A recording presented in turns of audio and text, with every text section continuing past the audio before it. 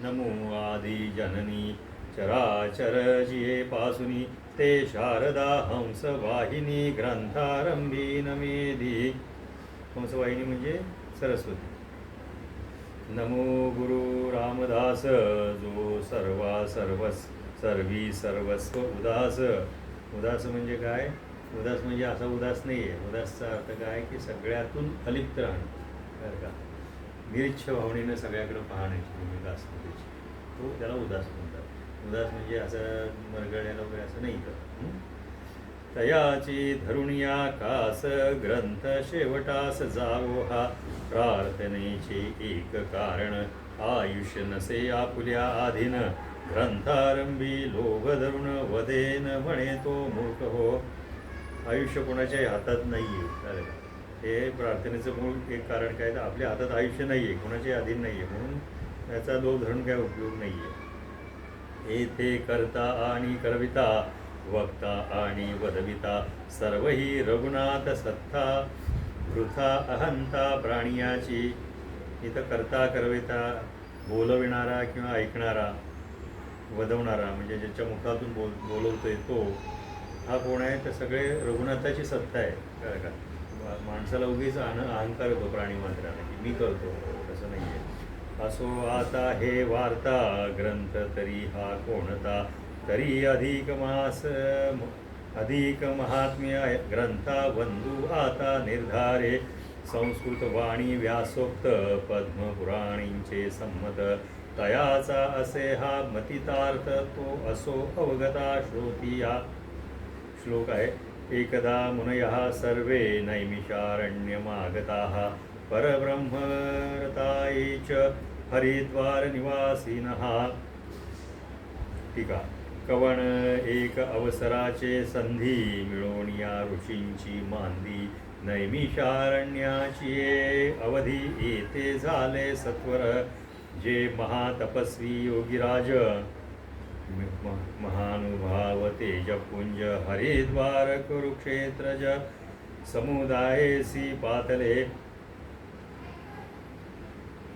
शशी समान शीतळता भानु समान तेजाळता तयाची या आशीर्वादे तत्वता रंकतो प्रभुत्वता पावेत पै ऐसे सर्वही ऋषीश्वर.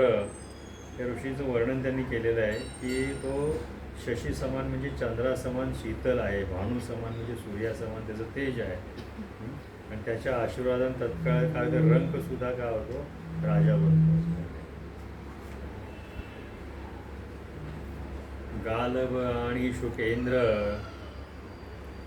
नामे सांगता अपार होईल प्रसर ग्रंथाते समग्र ऋषी मिळवण सूतावृती करीती प्रश्न कलियुगे अन्नगत प्राण परमार्थ साधन केविगडे त्याहीवरी दरिद्र व्यथा शरीरी जडे रोग अवस्था नित्यनाम स्मरण करिता अवकाश कदा नसे पै जरी की जे तीर्थाटन व्याधिग्रस्त शरीर क्षीण संसार धंदा करिता जाण अवकाश कदा नसे पै शक्तिहीन सर्वथा न जाववे तीर्थपंथा द्रव्ये जावे जरी तत्वता तरी दरिद्रव्यथा अपार स्वगृही करावे धर्मदान तरी द्रव्य पाहिजे तया लागून अथवा भगवंती होता अनन्य तरी गतायुषी प्राणी हा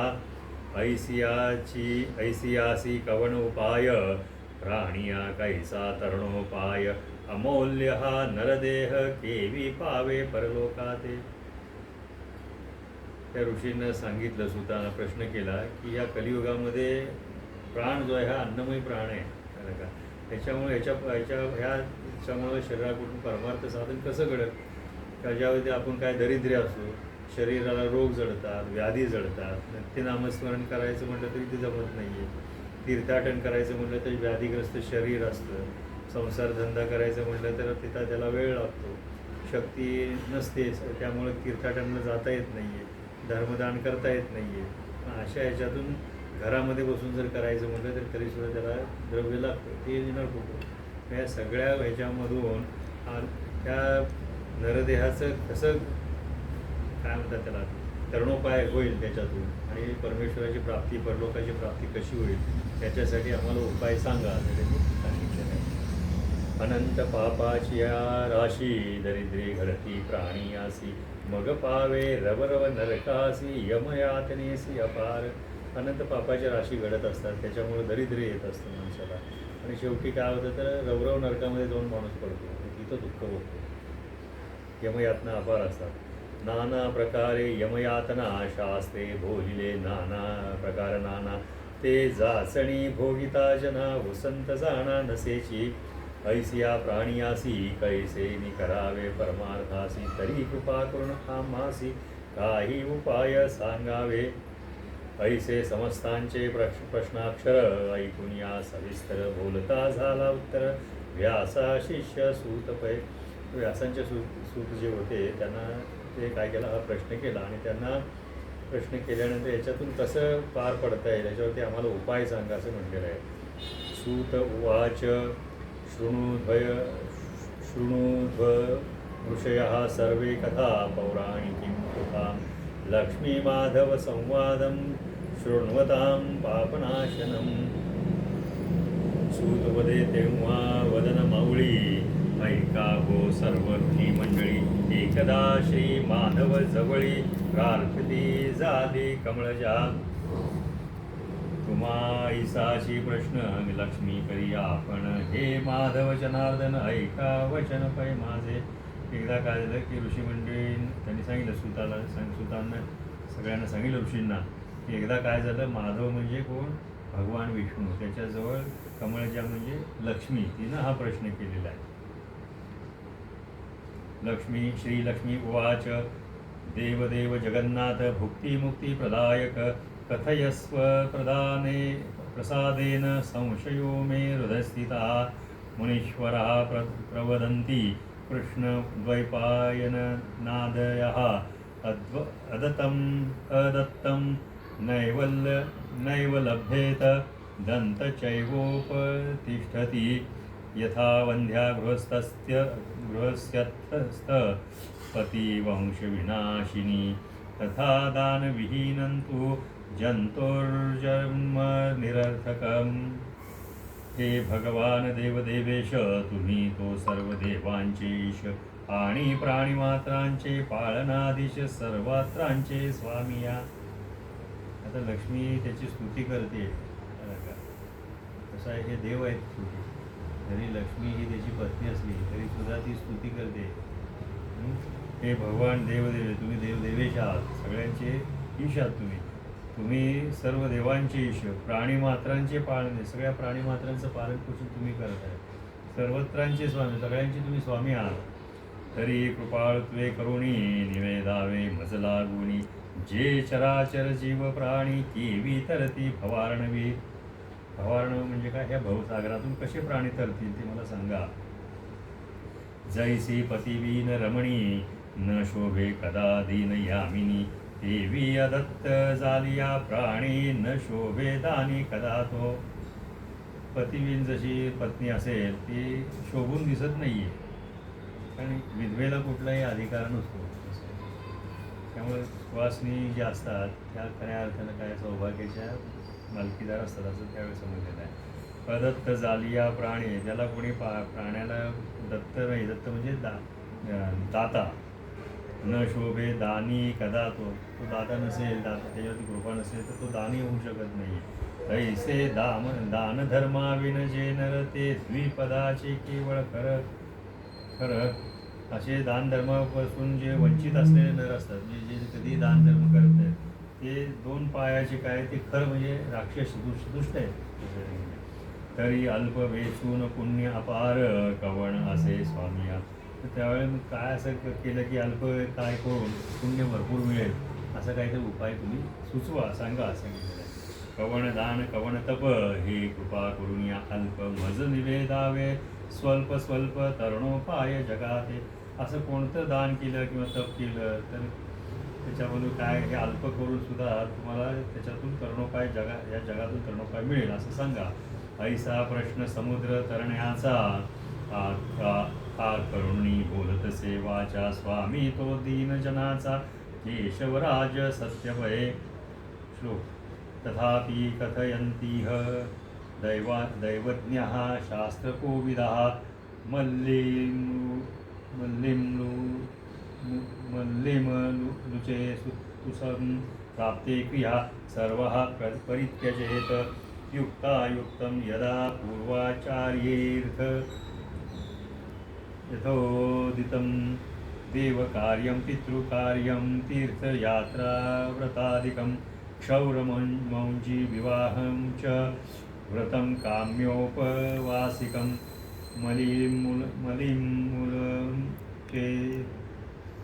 चेसदात्याजं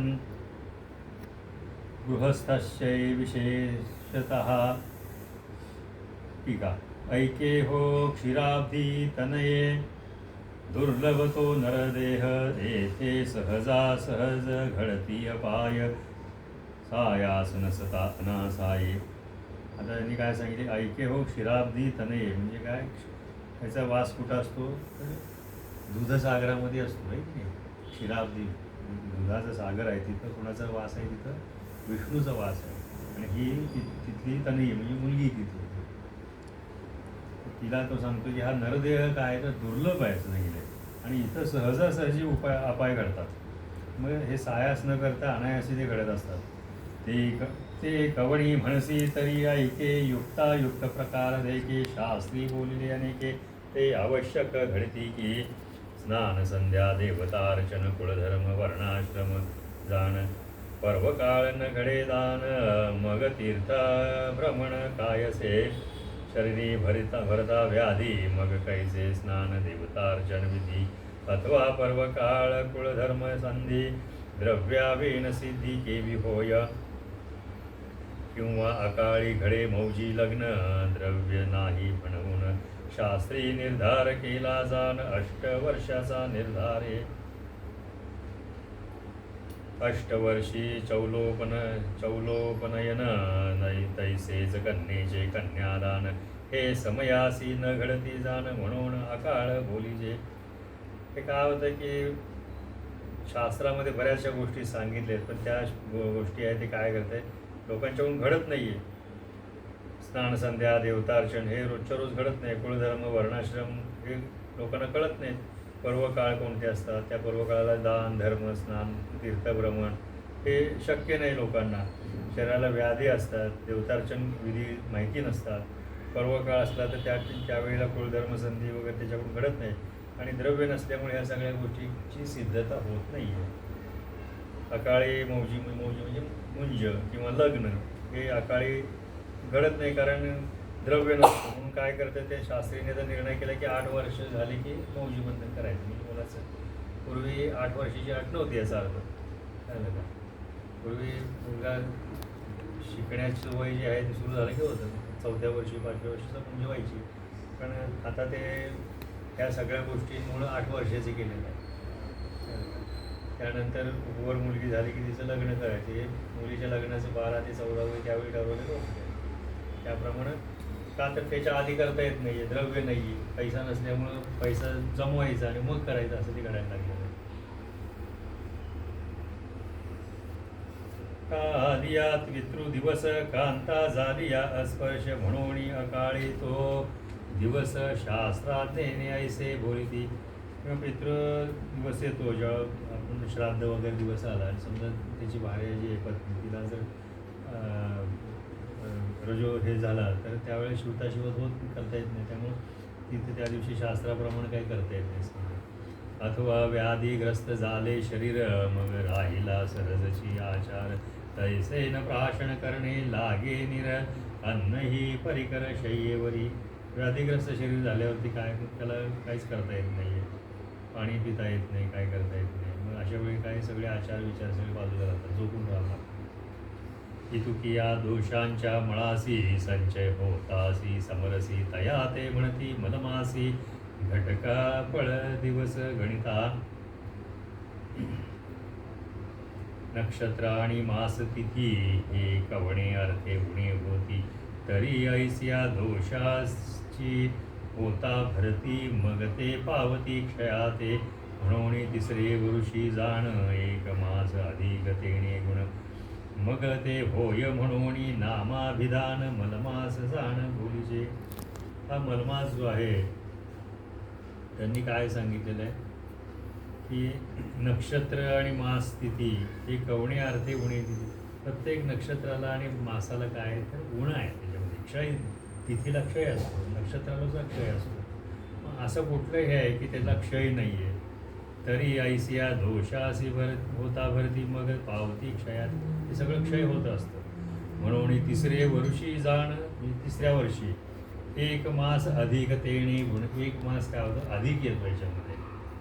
मग ते होय म्हणून नामाभिधान मलमास जाण बोलीचे. म्हणून ह्याचं मलमास नाव ठेवलेलं एक अधिक झालेला आहे तो म्हणजे अधिक. तरी ऐसिया दोषाचे क्षाळन होईल तेची ऐके साधन मलमासाचे जे अधिष्ठान ते स्वये मीच जाण वल्लभे. मी स्वतःच त्याचं जाणू शकतो पण इतर कुणालाही मी अजून काही प्रकट करून सांगितलेलं नाही आहे ह्याचं महात्म्य काय आहे ते. आणि या बाकीच्या सगळ्यांना क्षय आहे कळलं का. पण या मासाला क्षय नाही आहे, तिथीला क्षय नाही याच्यामध्ये. म्हणून याचं महात्म्य फक्त मीच जाणतो असं सांगितलेलं आहे. जेवी त्रिगुण निरसिलियावरी वस्तू रे साक्षात्कारी हे गुण जाणावी चतुरी संत सेवा धरी. त्रिगुण म्हणजे कुठले सत्व रज तम हे हे निघून गेल्यानंतर याच्या पलीकडे गेल्यानंतर जी वस्तू राहते तो साक्षात्कार म्हणजे कोण आहे ते चतुराने समजायचे की तो संत आहे त्याला का त्याची सेवा केली पाहिजे असं सांगितलं. तैसे 3 संवत्सर गेलिया उरे मास ज्योतिर्मया नामधरिती जाणती तया केशवराया म्हणून. तसा हा जो संवत्सर 3 संवत्सर झाल्यानंतर जो मास उरतो तो मास कोणता असेल तर हा मलमास आहे असं सांगितलेलं आहे त्यांनी. याला कोणताही दोष नाही आहे. केला सर्व कर्मांचा नाश. याच्यामध्ये का तर सर्व कर्मांचा नाश होतो. तुम्हाला सांगितलं ना काल सगळ्यांना. उरला नाही लवलेश. या महिन्यामध्ये जे काही कर्म कराल त्याच्यामुळे पुण्यार्थ काय होतो बहुगुणी प्राप्त होतो. म्हणून बोली जे केश दोष ग्रासक जो मी कोण आहे तर दोष ग्रासक आहे. लोकांच्या जे दोष आहेत ते मी ग्रहण करतो, काढून घेतो आणि त्यांना दोषरहित करतो असं सांगितलं. म्हणून केश म्हणजे कोण आहे हा ईश्वर आहे. तया मासाचे महिमान ऐके भोगोनी सावधान मलमास प्राप्त झालिया जाण मांगल्य विधान लोपती. या वेळेला काय होतं मांगल्य म्हणजे मंगल विधान जे आहे ते काही करत नाहीत या महिन्यामध्ये. हा अधिक महिना जो असला आहे हा प्राप्त झाला की यावेळी कुठलेही शुभ गोष्टी करत नाहीत असं सांगितलेलं आहे. सगळे लोकतात आणि यावेळी कुठलेही मुहूर्त नसतात त्याच्यामध्ये. न होती विवाह कार्य न होती उपनयन आचार्य तीर्थाटन पर्याय तोही न घडे जाणपे. तीर्थाटन पर्याय पण तो पण लोकांच्याकडून घडत नाही आहे. तरी ऐसियासी काय कीजे कवण पुण्य दोष कारिजे तरी ऐके कमळचे जे सुगम भूमंडळी. अशा याला काय उपाय आहे तो तू ऐक असं सांगितलेलं आहे. कमळजी म्हणजे महालक्ष्मीला. श्लोक संक्रांतो यदा मासः प्राप्ते ते मानवै प्रिये महोत्सवास्तदा कार्य आत्मनोहित कांक्षिभिः. संक्रांतीहीन जो मास म्हणून या मलमास जे येथे जया वाटे हव्यास परलोकीचा पै. हा संक्रांतीहीन मास आहे, ते संक्रांत नाही आहे म्हणून हा मलमास असं सांगितलेला. जया जे येथे जया वाटे हव्यास परलोकीचा पै. ज्याला परलोकीचा म्हणजे परमात्म्याची प्राप्ती करून घ्यायचा मोक्ष ज्याला अपेक्षा आहे त्याच्यासाठीच्या जे काय इथं वाट्या जो आहे त्याच्यासाठी हा मलमास जो आहे हा महत्त्वाचा आहे. तयाने काय आचरावे त्याने काय केलं पाहिजे. स्त्री अथवा पुरुष भावे पुण्यक्रिया स्वभावे आचरण कीजे पैकी जे. स्त्री किंवा पुरुष हा भेद नाही आहे. आपण प्रत्येक वेळा सांगतो ना की स्त्री पुरुष कुठलाही भेद नाही, सगळे समान आहे. तसं इथं सांगितलेलं आहे. त्या सगळ्यांनी काय केलं पाहिजे की आचरण काय करायचं पुण्यक्रिया केल्या पाहिजे आणि स्वभाव म्हणजे मनापासून केलं पाहिजे. ऐकोणी ऐसे उत्तर लक्ष्मी बोले प्रत्युत्तर कवण किती विधी कवण प्रकार कृपा करुणी सांग. त्याचा काय विधी आहे, काय प्रकार आहे ते आम्हाला सांगा, असे लक्ष्मी म्हणते. लक्ष्मी उवाच यदि नाथ त्वया प्रोक्तामहमेव प्रदायकः उद्यापनं च विधिवदिति हास समन्वितम्. हे नाथ कृपाळवा यथानुक्रमे निवेदावा उद्यापन विधी बरवा जे पूर्वी केशवा पुसिले. मग बोलो आदरिले देवे परमहास्य केले म्हणे अद्यापि नाही गेले अज्ञान पय तुझे. हसतो आणि तिच्याकडे अजून तुझं अज्ञान गेलेलं नाही म्हणतो. ब्राह्मणोस्य मुखमासीत ऐसी तो श्रुती गर्जत. ते ब्राह्मण मुख माझे निश्चित हे तू जाणत अससी की. ओम ब्राह्मणस्य मुखमासीत बाहू राजन्य हा कृता गुरु तदस्य द्वैष पद्भ्यां क्षुद्रो अजायत. असे श्लोक आहे. माझं मुख आहे असं त्यांनी सांगितले. ब्राह्मणोस्य मुखमासीत ऐसी तो श्रुती गर्ज. श्रुती म्हणजे काय, की जे वेद सांगितले गेलेले आहेत ते वेद पूर्वी काय सांगितले ते विसरले गेले. पण ऋषीमुनींनी काय केलं ते नंतर काय केलं तर आठवले. कानाने जे ऐकले ते श्रुती आणि आठवून मेडिटेशन करून आठवून ध्यानामधून त्यांनी जे केलं त्या स्मृती. बरोबर आहे ना. श्रुती म्हणजे काय, कानाने ऐकले जे होते ते लक्षात ठेवलेले त्या श्रुतीसुद्धा काय आहेत की ते सांगतात की हे ब्राह्मणोस्य मुखमा असेल. मी ब्राह्मणाचं मुख म्हणजे मी आहे असं त्यांनी सांगितलेलं आहे. ते ब्राह्मण मुख माझे निश्चित हे तू जाणत अससी की. तरी ते ब्राह्मण म्हणसी कैसे सांगतो तू ते जाण ऐसे. वेदत्रयी ज्ञान प्रकाशे अनारिसे सर्वदा. ब्राह्मण कोण सांगितले तर वेदत्रयी हे तिन्ही वेद जे आहेत त्याच्यात ज्ञान प्रकाश त्याच्यात मिळालेला त्याला प्राप्त झालेला असा तो ब्राह्मण असला पाहिजे. विद्या विनये संपन्ने ब्राह्मणे गवी हस्तिनी शुनीचैव पाके च पंडितः समदर्शिनः. हि लक्षणीचे मंडित स्नान संध्याशीळ सदायुक्त विद्यासोनी अगर्वित ते प्रिय होत मजलागी. जे रोज स्नान संध्या करतात, जे विद्या असून सुद्धा गर्व त्यांना नसतो, असे जे आहेत ते मला प्रिय आहेत असं सांगितलं. स्वगृही जे पचते अन्न अग्निहोत्र श्रौत स्मार्त जाण. वेदांत रंगीचे ज्ञान ते प्रिय जाण मजलागी. स्वतःच्या ग्रहातलं जे अन्न आहे ते मला पचतं असं सांगितलं, ते अन्न खावं. अग्निहोत्र घरामध्ये केलं पाहिजे. श्रौत स्मार्त जे कर्म आहे ते केलं पाहिजे. वेदांतमध्ये जे सांगितलं ज्ञान आहे त्याप्रमाणे आचरण केलं पाहिजे, ते मला प्रिय असं सांगितलं. वेदज्ञ आणि शास्त्र संपन्न पंडित आणि विप्र जाण. याज्ञिक अयाज्ञिक जाण ते प्रिय मजला की. वेदज्ञ आहेत, शास्त्र संपन्न आहेत ते पंडित आणि ब्राह्मण जे आहेत, याज्ञिक अयाज्ञिक जे आहेत ते सगळे मला काय प्रिय आहेत असं सांगितलेलं आहे. इतुके असूनही अगर्वित. एवढं असून सुद्धा ते कसे असते पाहिजे अगर्वित, म्हणजे त्यांना गर्व नको आहे. ओळंगता नाही किंचित समान दृष्टी सर्वातीत तो प्रिय निश्चित मजलागे. त्याची दृष्टी कशी असली तर समान असली पाहिजे. सगळ्यांना त्यानं समान बघितलं पाहिजे. उच्च नीच, उच्च शिक्षित नीच शिक्षित असं बघता कामा नये. शूद्र जातीचा उच्च जातीचाही बघता कामा नये. प्राण्यांमध्ये भेद करता कामा नये. सगळ्यांना तो आत्म्याच्या लेवलला बघता आलं पाहिजे. त्याला तो जो आहे तो खऱ्या अर्थानं ब्राह्मण आहे, कारण तो मला प्रिय असं सांगितलेलं आहे. म्हणून माझे मुख हे निर्धार. इतुके असून अगर्वित ओळंगता नाही किंचित समान दृष्टी सर्वातीत तो प्रिय निश्चित मजलागे. म्हणून माझे मुख हे निर्धार वेदेचे केला असे साचार ऐकोनिया. ऐसे उत्तर लक्ष्मी बोलती जाहले. ऐका विनंती स्वामीनाथा एवढी पदवी ब्राह्मणा देता. तरी का फिरती लोलंगता कवडीसाठी विदेश. म्हणते तुम्ही जर ब्राह्मणांना एवढं तुम्हाला महात्म्य देत आहे ते कवडीसाठी मिळवण्यासाठी का फिरतात सगळीकडं.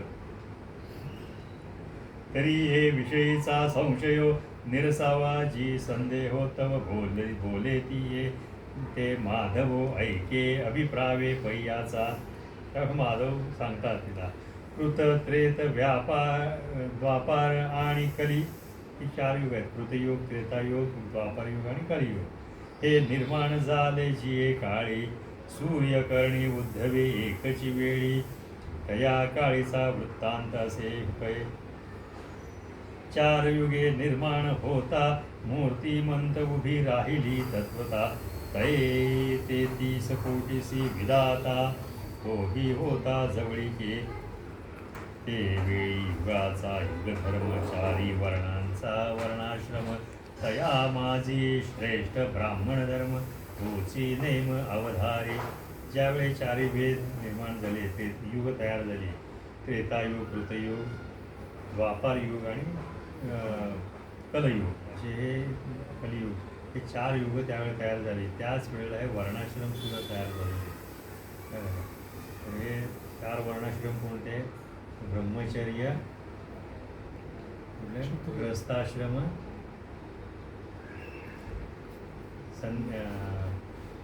वानप्रस्थाश्रम आणि संन्यासाश्रम, हे 4 आश्रम आहेत. म्हणजे त्याच वेळ हे वर्णाश्रम आहेत. जातींचा कुठेही उल्लेख नाही आहे. काय जाती माणसाने नंतर तयार केली. स्नान संध्यादी कर्मे माध्यान्वरी ब्राह्मणे संपादावी भरवी. मग आश्रमा भीतरी पय्यावे. परी दयांची योगक्षेम चिंता रायानी करावी व्यवस्था. न मागता पुरवती पदार्था कार्य प्रसंगता संपावी. ब्राह्मणाने काय करावं? स्नान संध्या कर्म करून मध्यान्वेळी त्यांनी यावं. ते आल्यानंतर आश्रमाच्या आतमध्ये आल्यानंतर त्यांची योगक्षेम जे आहे ते कोणी केलं आहे? राया म्हणजे राजा कोणत्या गावाचा असो त्यांनी व्यवस्था करायची असं सांगितलेलं आहे. ऐसे प्रथमयुगी धर्म होता. असं धर्म त्यावेळेस धर्म म्हणजे आचरणाचे नियम कशा पद्धतीने. ऐसे प्रथमयुगी धर्म होता. प्रथमयुग म्हणजे कोणतं? त्रेतायुग. दुसऱ्याची ऐक आता दुसऱ्या वेळी काय होत आहे का? त्रेतायुग प्राप्त होता धर्म कोणता अवधारी. त्यावेळेस धर्म कुठला आहे का प्रश्न पडला. एक याम पर्यंत वरी नित्य नेम सारावा सुरी. मग जाऊनी राजद्वारी जोडल्या करी विनवावे. नंतर काय झालं की धर्म बदलला. मग ब्राह्मणानंच राजाच्या दारात जायला लागलं याचक म्हणून. ते बदललेलं आहे. आणि पूर्वीचे राजे कसे होते? ब्राह्मणांना म्हणजे विद्वाजनांना ते मान देत होते, सन्मान करत होते, त्यांचं पालन पोषण करणे जवळ त्यांची होती. नंतरच्या काळात युग बदललं तसे त्याचे नियमही बदलले. नियम बदलल्यानंतर काय झालं की राजे स्वतः श्रेष्ठ समजायला लागले. मग याचक म्हणून यांना तिथे जावं लागलं. कारण यांना तर काय करायचं? ज्ञानदान करायचे. हवन झालं पाहिजे, यज्ञयाग झाले पाहिजे, ज्ञानदान झालं पाहिजे, सगळं केलं पाहिजे. ब्राह्मणांनी ब्राह्मणांचा धर्म सोडला नाही, पण राजानं राजाचा धर्म सोडला. राजानं त्यांचं प्रतिपालन करायचं होतं, ते केलं नाही.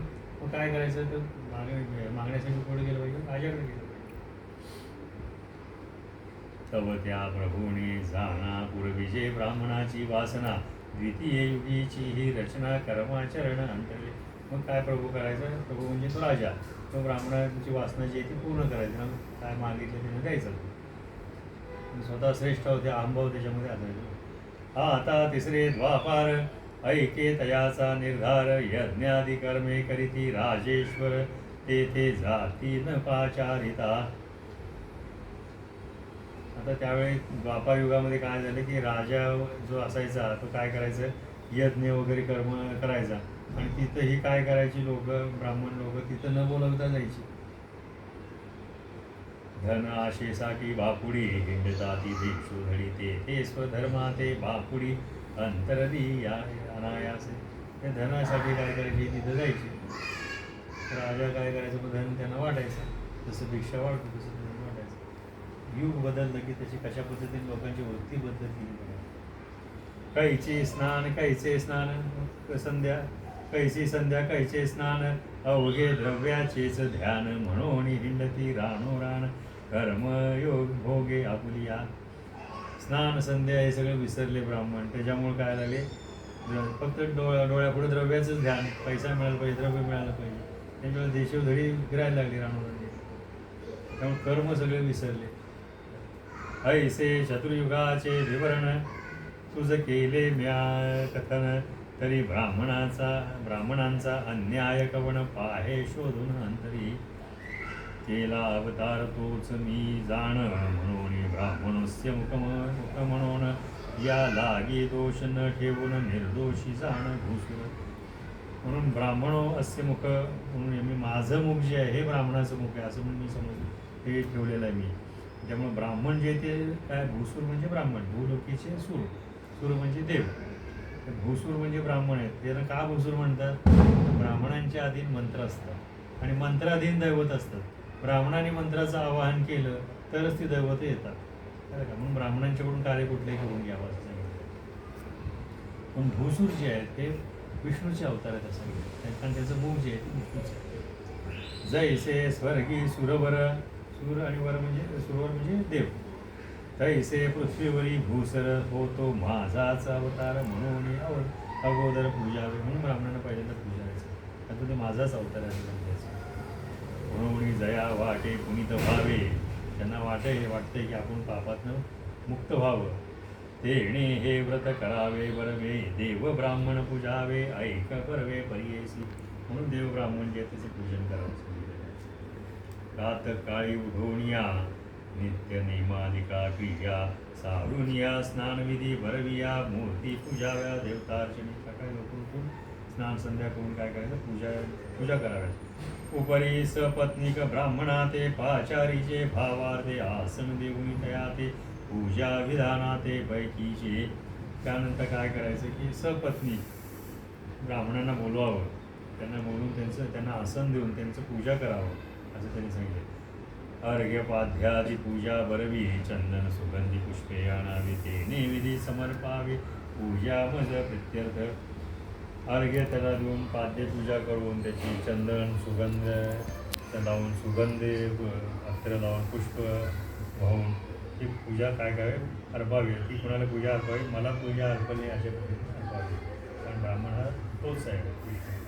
मग नाना प्रकारे मिष्टान्न, अपूप लाडू पक्वान्न, क्षीर क्षांड पायसान्न करावे निर्माण तया लागी. मग काय करायचं तर मिष्टान्न म्हणजे काय, गोडधोड अन्न जे आहे ते करावं. अपूप लाडू म्हणजे काय, अनारसे किंवा पक्वान्न जे आहे ते करावे. क्षीरखांड म्हणजे काय, खीर वगैरे. पायसान्न म्हणजे दुधापासून तयार केलेले पदार्थ ते त्याला काय करावे, द्यावे. नाना प्रकारे चित्र विचित्र शाखा निर्माव्या सुपवित्र, कथिका वटकादी यंत्र दधी मिश्रित करावे.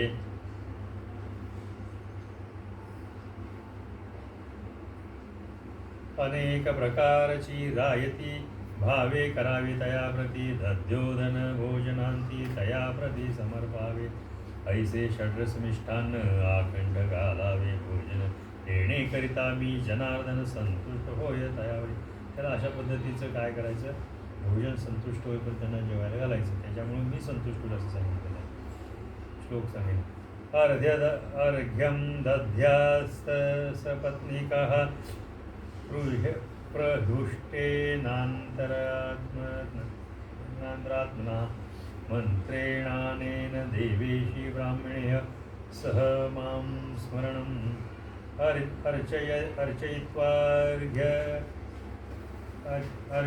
अर्चयित्वार्घ्यदानेन ब्राह्मणा पूजये तथा सपत्निकान् शुचेन शान्तं मधुरचूर्णे सभोजनै स्मर्तव्यो द्विजरूपेण तत्पत्नीत्वमनुस्मरण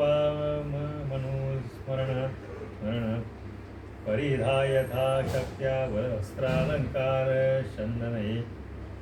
टीका. भोजने झाली यावरी यथाशक्त्या वस्त्रे अलंकार बरी, मदर्पण बरविया परी तया करी अर्पावे. मग घृत पक्व 5 पक्वाने करुण फल तांबूल दक्षिणादान, येणे करुणी वायनदान घ्यावे जाण तयासी. केला लवंगा जायफळ पत्नी सहित 13 गुणी तांबूल, अर्पुणी घालीजे माळ गळा सुगंध पुष्पाची. ऐसे पूजन करुणी भरवे तयाचे आशीर्वाद घ्यावे. लक्ष्मी नारायण जाणुनी नमस्कारावे, मग ओळवावे स्व आश्रमात. अशा पद्धतीने पूजा करायची, काय द्यायचे सांगितलेलं आहे. आपल्याला देवाची पूजा करताना पण हे सगळं अर्पण केलं पाहिजे आपण तिथं, कळलं का? तसं हे ब्राह्मणांना अर्पण करायचं. आणि ते कसं आहे, सपत्नीक असलं पाहिजे. मी लक्ष्मी आणि नारायण असं रूप आहे ते. ऐसे व्रत मासवरी करावे सह परिवारी, आपण नक्त करावे अस्तमानावरी, मग भोजन परिसावी परिसावी. आपण नक्त भोजन म्हणजे काय, कमी आहार केला पाहिजे. आणि कधी अस्तमान जेव्हा होईल म्हणजे असतील त्यावेळी करायचं. दिवसात असं व्रत करावं, दिवसभर जेवण घ्यायचं नाही, अस्तमान काळी एकदा जेवायचं. आणि ते महिनाभर करायचं त्यांनी सांगितलं. महिनाभर ब्राह्मण मिळायला पाहिजे नाही. ऐसे करिता व्रताचरण, दोष सोय दोष मळाचे क्षालन, मग शुचिष्मंत होऊन पावे सदन माझे तो. असं जर केलं, व्रताचरण केलं, तर त्याचे सगळे मळदोष जे आहेत ते काय होतात, नाश होतात. आणि नंतर तो काय होतो, माझ्या धामी येतो. प्राकृत भाषा भरवी तुम्हा ते अर्पली, करतील आगवी, संशय न धरा जीवी पुराणी पाहावी प्रचित. ही प्राकृत भाषा चांगली आहे, कारण ती सगळ्यांना कळते, म्हणून मी तुम्हाला ह्या प्राकृत भाषेतून सांगितलेलं आहे. ह्याच्याबद्दल कोणताही संशय धरू नये. पुराणामध्ये हेच सांगितलेलं आहे. त्याची प्रचिती घ्या म्हणून सांगितलं. पुराणाचा अध्याय त्याची काय म्हणतात त्याला रेफरन्स घ्या. ऐसा प्रथमो अध्याय भरवा, तुझ प्रति पावो माधवा, हे थोनी कधा भाग अवघा, अवधारावा पुढे पै. ऐकरिता ऐसे व्रत, ना दारिद्र्य ना वैधव्य अपमृत्य, यदार्थी श्लोकाचा गुह्यार्थ स्वये भगवंत बोलिलासे. असं जर व्रत केलं तर त्याला कधी दारिद्र्य प्राप्त होणार नाही, त्याला वैधव्य प्राप्त होणार नाही, अपमृत्यू होणार नाही, तसं त्यांनी सांगितलं आहे. असा श्लोकाचा गुह्यार्थ आहे. श्लोक आहे, मलमास व्रतम नारिया करोती समुद्रजे, न वैधव्यम न दारिद्र्यम पुत्रशोकः कदाचन. इति श्री अधिकमास महात्म्य पद्मपुराणीचे संमत मनोहर सूत विरचित प्रथमो अध्याय घोडहा. जय जय रघुवीर समर्थ.